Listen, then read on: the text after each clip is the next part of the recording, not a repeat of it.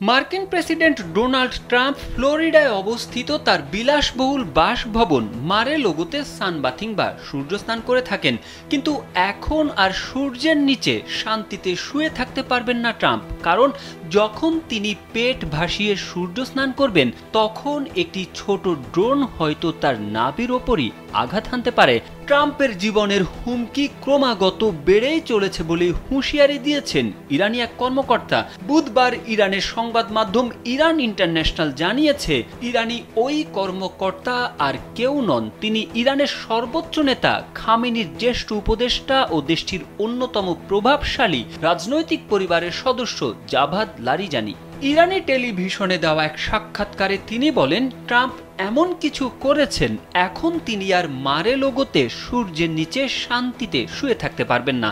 বক্তব্যটি এসেছে এমন এক সময়ে যখন ব্লাড ফ্যাক্ট নামে নতুন একটি অনলাইন প্ল্যাটফর্ম আত্মপ্রকাশ করেছে।